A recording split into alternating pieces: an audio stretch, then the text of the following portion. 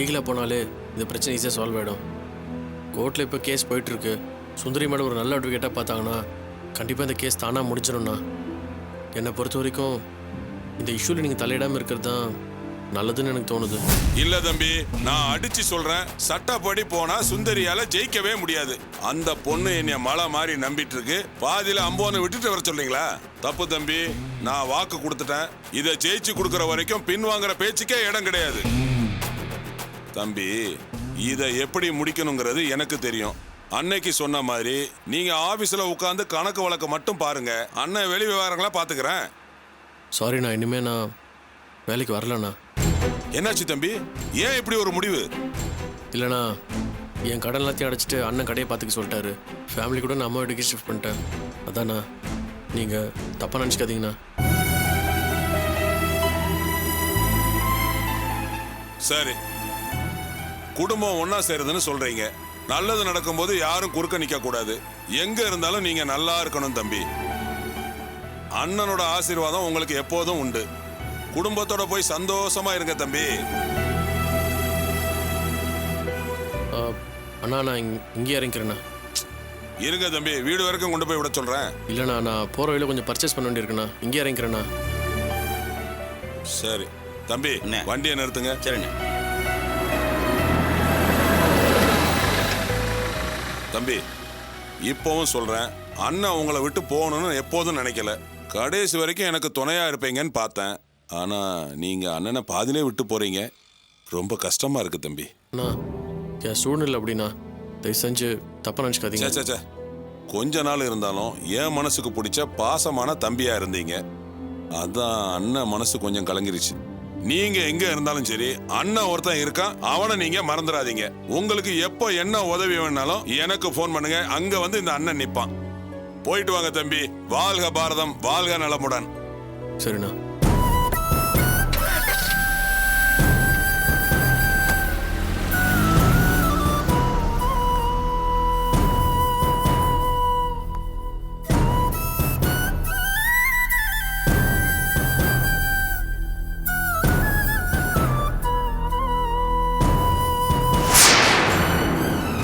சரிம்மா, அவதான் விவரம் இல்லாம பேசியிருக்கா. இவன் வந்து கை நீட்டி அடிக்கணும். ராஸ்கல் வாயு உயர்மா இருக்கும் மேல கை வச்சிருக்கான். அதெல்லாம் நான் அப்பவே அவனை கண்டிச்சிட்டேன். சம்மந்தி அம்மாவும் உங்க மருமகளும் சேர்ந்துக்கிட்டு ஒரு குடும்பத்தை கலைச்சு நம்ம சாரோட பேரை கெடுக்க பாக்குறாங்களே, அதுக்கு என்ன பண்ணலாம்னு சொல்லுங்க. வயசான காலத்துல அந்த அம்மா ஏன் தான் இப்படி நடந்துக்கிறாங்களோ தெரியலையே. ஆமா, நீங்க இப்படியே புலம்பிக்கிட்டே இருங்க. ஏன் என்ன பண்ண சொல்ற? அவங்க மாதிரி வீட்டுக்கு போய் சண்டை போட்டு அசிங்கப்பட சொல்றியா? நறுக்குன்னு ஒரு வார்த்தை சொல்லி வீட்டுக்கு வரதேன்னு சொல்றதுக்கு எவ்வளவு நேரம் ஆகும்? என்ன பேசுற நீ? மழை பக்கம் வராதீங்கன்னு மனசாட்சி இல்லாம எப்படி சொல்ல முடியும்? நீங்க ரெண்டு பேரும் இப்படியே பேசிட்டு இருங்க. என்னைக்காவது ஒரு நாள் அந்த அம்மாவால பெரிய பூகம்பமே வெடிக்க போகுது. அன்னைக்கு தெரியும் அவங்க யாருன்னு. தாய் மனசுல என்ன இருக்கோ அதான் பிறக்க போற குழந்தைக்கும் இருக்கும். இப்பவே இவளுக்கு அம்மா குணத்துல பாதி இருக்கே. பிறக்கிற குழந்தை இவ்வளவு மாதிரி பிறந்தா நீங்க என்ன பண்ணுவீங்க? நீ நினைக்கிற மாதிரி எல்லாம் ஒண்ணும் நடக்காது. அந்த அம்மா இனிமே நம்ம குடும்ப விஷயத்துல தலையிடாம இருந்தாலே போதும். நமக்கும் லாவண்யாவுக்குள்ள எந்த பிரச்சனையும் வராது. நான் இனிமே சாருவை பத்தி எதுவும் பேசக்கூடாதுன்னு லாவண்யா கிட்ட கண்டிச்சு சொல்லிடுறேன். எதுக்கு இனிமே அந்த அம்மாட்ட கொஞ்சம் எச்சரிக்கையாவே இருப்போம். சரி, எனக்கு வெளியில கொஞ்சம் வேலை இருக்கு, நான் போயிட்டு வந்துடுறேன்.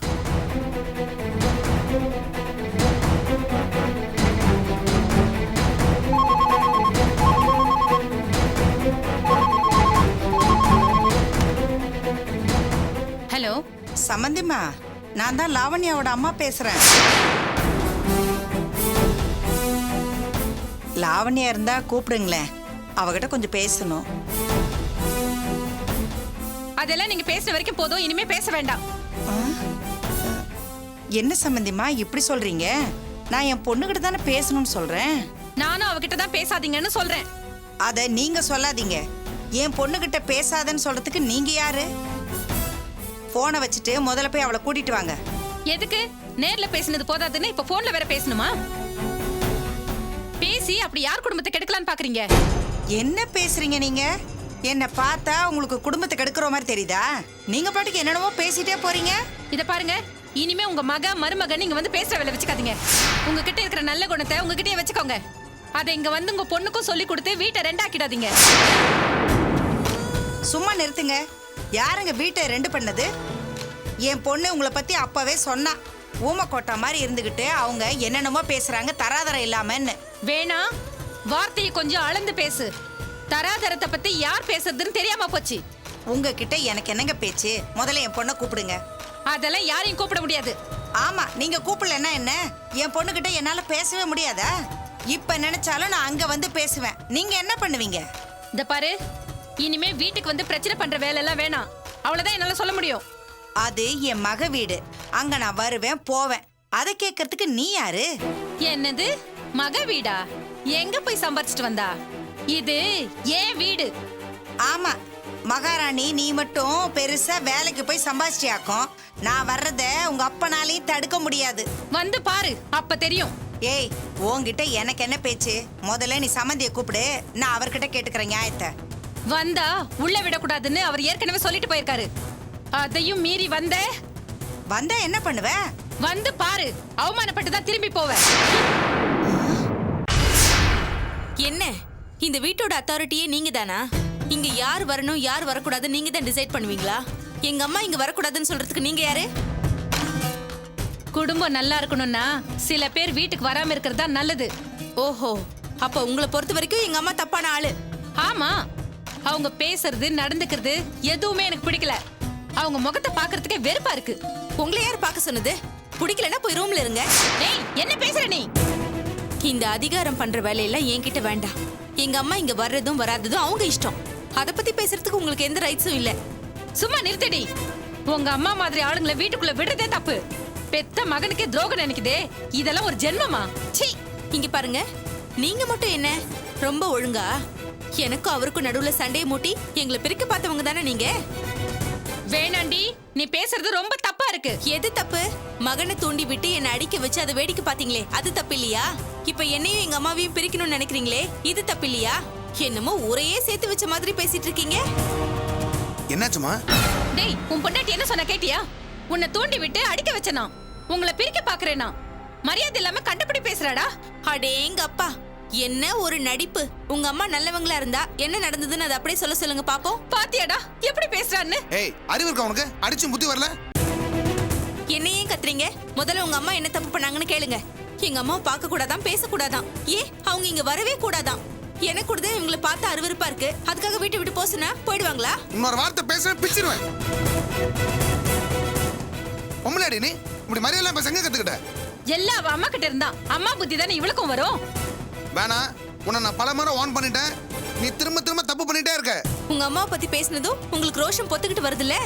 எனக்கும் அதே மாதிரி தானே இருக்கும். நீங்க எங்க அம்மாவை பத்தி என்ன வேணாலும் பேசுவீங்க, ஆனா நான் அதை பார்த்துட்டு சும்மா இருக்கணும்ல? இப்ப புரியுதுங்க, இப்ப புரியுது.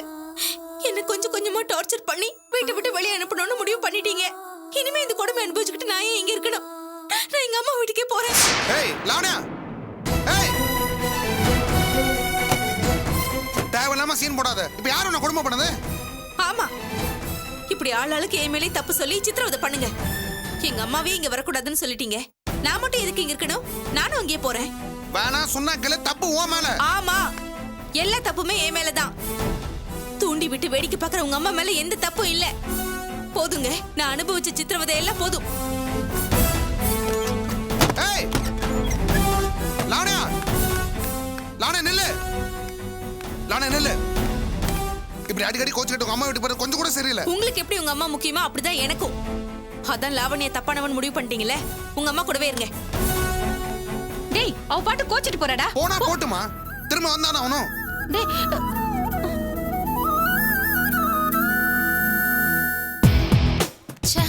இன்னைக்கும் டைம் பத்தல துளசி. ஒரு 10 மினிட்ஸ் கொடுத்துருந்தாங்கன்னு வச்சுக்கோயேன். என்ன பண்ணிருப்ப? இன்னொரு எக்ஸாம் எழுதிருப்பியா? சும்மா வா கண்ணு. கொடுக்குற நேரத்துக்குள்ள எழுதுறது தான் எக்ஸாம். நீ ஃபுல் டே உட்காந்து PhD தீசிஸ் எழுதலாம்னா அவங்க சும்மா விட்டுருவாங்களா? ஏன்டி பேச மாட்ட?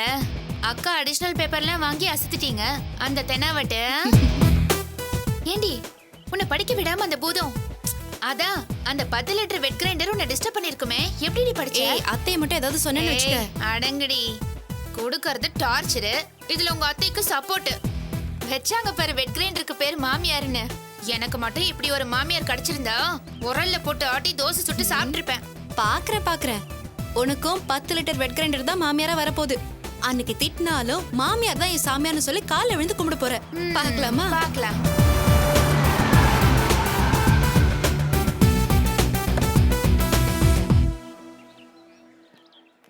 ஏய், பிரபா வந்திருக்காரு. Prabhakar, Hey, hi Deepa. Hi hi Tulsi. Prabhakar நீங்க எங்க இங்க விசிட்டிங் ப்ரொஃபஸரா இல்ல பார்ட் டைம் ரோமியோவா? நோ தீபா, இப்போ எனக்கு அதெல்லாம் இன்ட்ரெஸ்டே இல்லை. வெளியில் வரவே வெறுப்பாக இருக்கு. என்னோட ரிலேட்டிவ் பொண்ணு மும்பையிலேருந்து இந்த காலேஜ் சேர்றதுக்காக வராங்க. அதான் அப்பா அப்ளிகேஷன் ஃபார்ம் வாங்கிட்டு வர சொன்னாங்க. அம்மா இன்னைக்கு உங்களுக்கு எக்ஸாமில் எப்படி பண்ணியிருக்கீங்க? மஜா பண்ணிருக்கோம். துளசி மூச்சு விடாம எழுதி கின்னஸ் ரெக்கார்ட் பண்ணிருக்கா. கேர்ள்ஸ் எப்பவுமே படிப்பில் கெட்டிக்காரங்க தான். அதுவும் துளசியை பற்றி சொல்லவே வேணாம். வாங்க பிரபாகர், துளசி நமக்கு ட்ரீட் கொடுப்பா. கேண்டீன்ல போய் அமக்கலம் பண்ணுவோம். காசு கொண்டு வரல. அதனால என்ன, டெபிட் கார்டு வச்சிருக்கல, அக்செப்ட் பண்ணிப்பாங்க. எடுத்துட்டு வந்திருக்கல. என்னடி சொல்றீங்க? வெயிட் என்கிட்ட இருக்கு, வாங்கிட்டு போங்க. ஐயோ பிரபாகர், நான் சும்மா விளையாட்டுக்கு சொன்னேன். உங்களை பார்த்ததும் உங்க கூட கேண்டீன்ல காஃபி சாப்பிடணும்னு தோணுச்சு. என்கிட்ட காசு இருக்கு, வாங்க காஃபி சாப்பிட்டுட்டே பேசுவோம். Sorry Deepa, I don't have time. நீங்கள் போயிட்டு வாங்க. பிரபாகர், எங்க காலேஜுக்கு நீங்க கெஸ்டா வந்திருக்கீங்க. எங்களோட காஃபி சாப்பிடாம நீங்க போக கூடாது. It's my order. Sorry Deepa, தப்பாக நினச்சிக்காதீங்க. நான் காஃபி சாப்பிட்ற மூடில் இல்லை. இன்னொரு நாள் ஃப்ரீயாக இருக்கும்போது வரேன். பாய். பிரபாகர், என்னாச்சு? நீங்க இன்னும் சுச்சியை மறக்கலையா? நோ அதெல்லாம் அப்பவே மறந்துட்டேன். அப்புறம் ஏன் இன்னும் டல்லாவே இருக்கீங்க? என்னை சுற்றி இருக்கிற எல்லாருமே தப்பாக இருக்கிறாங்க. நான் என்ன செய்யட்டும்? அந்த சுச்சி என்னை ஏமாத்திட்டு போனான். அந்த தர்ம என்னை கிட்னாப் பண்ணிட்டு போனான். அது காரணம் என் பேரண்ட்ஸ். அவங்களும் என்கிட்ட போய் சொல்லி மறைச்சிருக்காங்க. இதெல்லாம் என்னால் நம்பவே முடியல.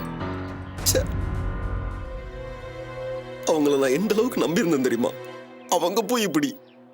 என்னால் இதை ஏற்றுக்கவே முடியல. 2 பேருக்குமே ஏற்கனவே கல்யாணம் ஆயிடுச்சு. அங்கேயும் அவங்களுக்கு குழந்தை இருக்குன்னு தெரிஞ்சு எனக்கு பைத்தியம் பிடிக்கிற மாதிரி ஆயிடுச்சு. க்ளோஸ் ரிலேட்டிவ்ஸ் எப்படி ஏமாத்தினா நம்மளால என்ன செய்ய முடியும்? பாத்தீங்களா எவ்வளவு நல்லா என்ன ஏமாத்திருக்காங்கல்ல? பிரபாகர், அவங்க ஏன் இப்படி பண்ணாங்க? ஃபர்ஸ்ட் மேரேஜ்ல என்ன பிரச்சனை தெரிஞ்சுக்காம என்ன ரீசனா இருக்கட்டும், என்கிட்ட ஏன் மறைக்கணும்? சப்போஸ் நியாயமான ரீசனா இருந்தா அவங்க என்கிட்ட சொல்லிருக்கணும்.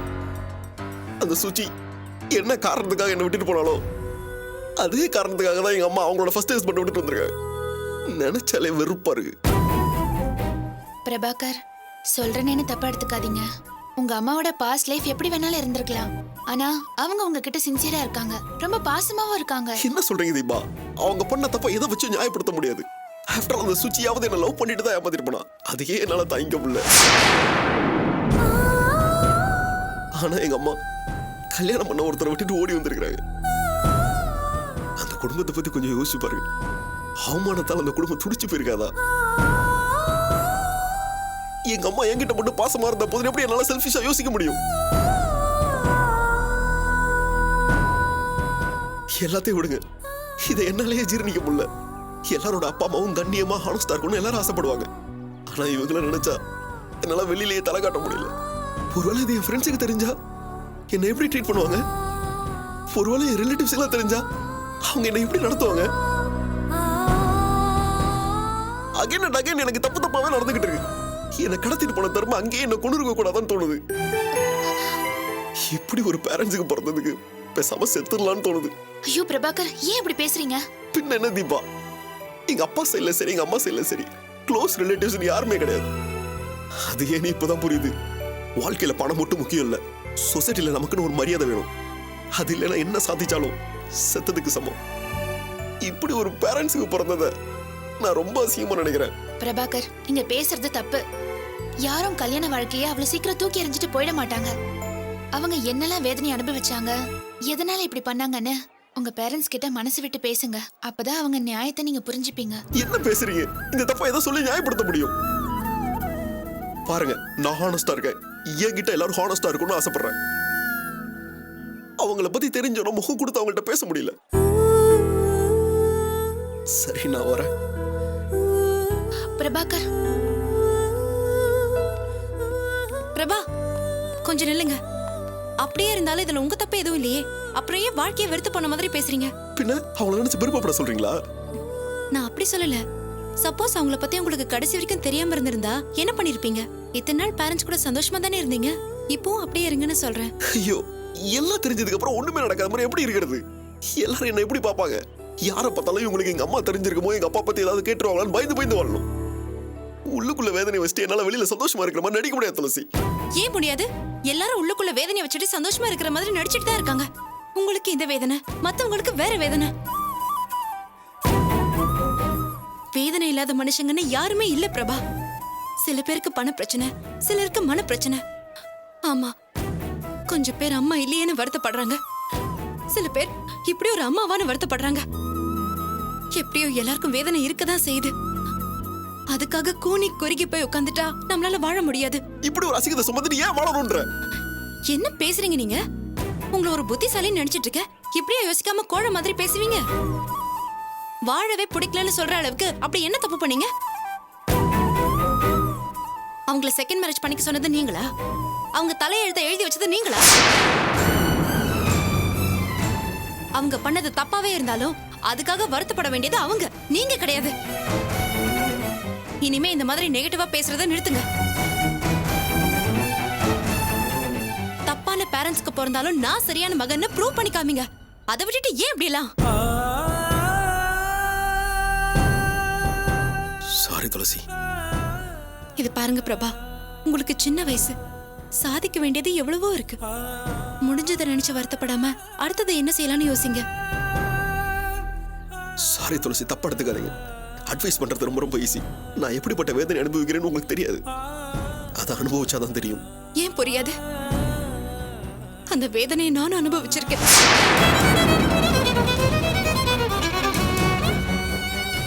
உங்களை மாதிரிதான் எனக்கும்.